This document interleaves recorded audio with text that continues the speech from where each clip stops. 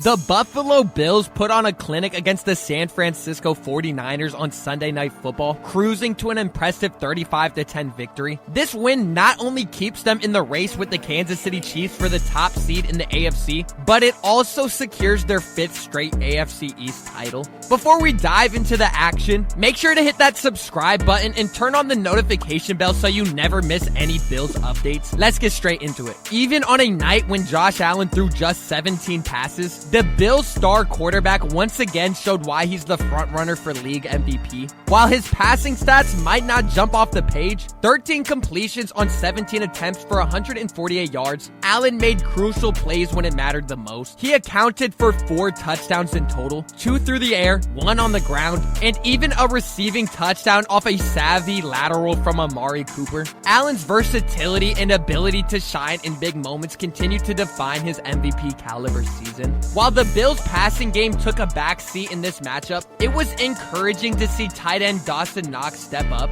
With Dalton Kincaid sidelined due to a knee injury, Knox made the most of his limited opportunities in challenging conditions. He caught both of his targets for 56 yards, leading the team in receiving and proving to be a reliable option when called upon. Let's go back to that Josh Allen passing and receiving touchdown. What started as a routine slant to Amari Cooper, it turned into a highlight reel touchdown destined to be played on repeat. After making the catch, Cooper lateraled the ball back to Josh Allen, who dove headfirst to stretch the ball across the pylon for the score.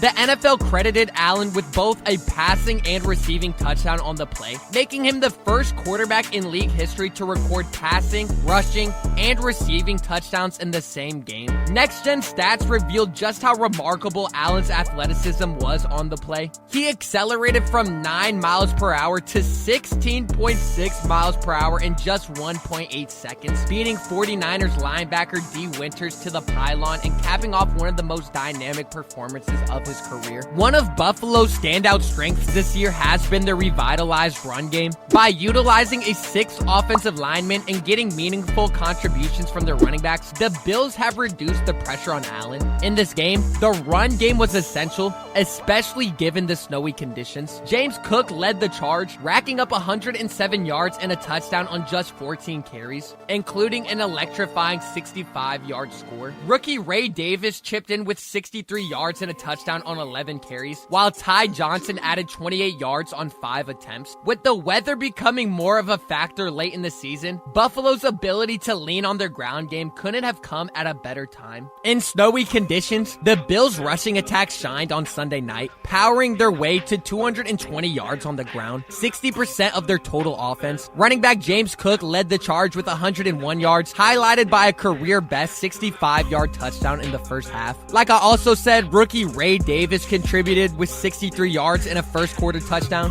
while quarterback Josh Allen added his 6th rushing touchdown of the season to cap off a dominant ground performance. Orchard Park was blanketed with 24 inches of snow in the 36 hours leading up to kickoff, and the total continued to rise during the game. With the elements in play, Buffalo leaned heavily on their ground game and frequently deployed a 6th offensive lineman, Alec Anderson, for 38.5% of first half snaps. This strategy paid off in a big way, as the Bills racked up 110 rushing yards in the first half, the highest total by any team this season when using 6 offensive linemen. Key plays during Anderson's time on the field included Cook's 65-yard score, Davis's touchdown, and an impressive 18-yard run by Cook, all of which showcased Buffalo's dominance in the trenches. Sunday's dominant win over the 49ers not only clinched the Bills their 5th straight AFC East title, but it also guaranteed their 6th consecutive playoff appearance. Buffalo became the first team this season to lock up their division, ensuring at least one playoff game in Western New York. The snowy showdown served as a reminder of the value of home field advantage, with Buffalo outclassing the 49ers in conditions that heavily favored the home team. The 49ers had their chances on offense, but turnovers ultimately sealed their fate. Costly fumbles by Kyle Juszczyk, Deebo Samuel,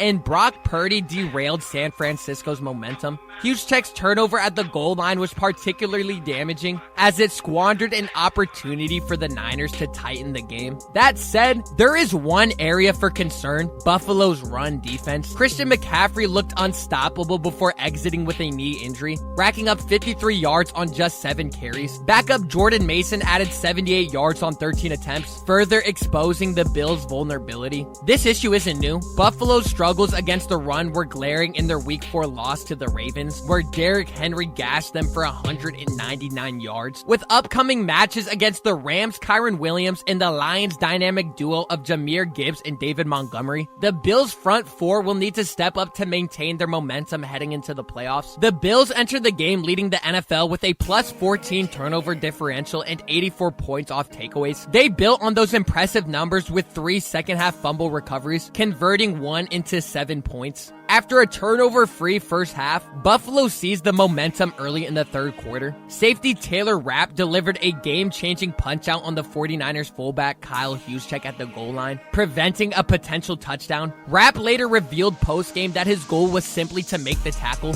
not force a fumble, but his efforts paid off in a big way. The veteran safety now boasts 2 interceptions and a forced fumble over his last 3 games. The Bills continued to capitalize on mistakes, with Brock Purdy fumbling deep in 49ers territory on the first play of the fourth quarter. Buffalo recovered at the San Francisco 25-yard line, and 4 plays later, Josh Allen scrambled for an 8-yard touchdown, effectively sealing the game at 35-10. With a commanding lead at that point, the Bills brought in their second-string players with 10 minutes left, allowing everyone to contribute to this division-clinching victory. Before the Bills even took the field on Sunday night, the stage was already set for a shift in the AFC hierarchy. The reigning Super Bowl champion Kansas City Chiefs squeaked out a win to improve to 11-1, narrowly avoiding an upset against the struggling Raiders, the second consecutive near loss to a non-playoff team. Meanwhile, the Baltimore Ravens, led by MVP contender Lamar Jackson, mustered only 12 points in a disappointing loss to the Eagles, marking their second defeat in 3 weeks. Factor in Buffalo's earlier head-to-head win over Kansas City and their dominant performance against the 49ers in challenging weather conditions.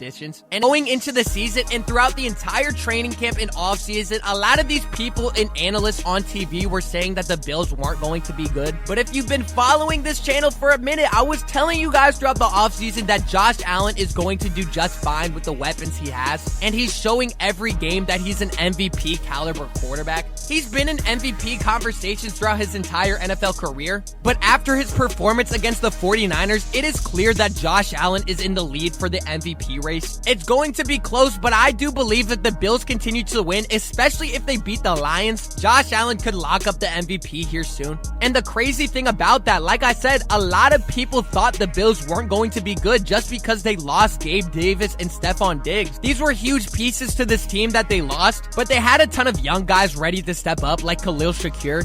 They also drafted Keon Coleman, and he's been having a decent year. He's going to continue to improve and get better. He just has to stay healthy. Let me know what you guys thought of this Bills game and the Bills this season. Do you think Josh Allen locked up the MVP? Let me know down below. And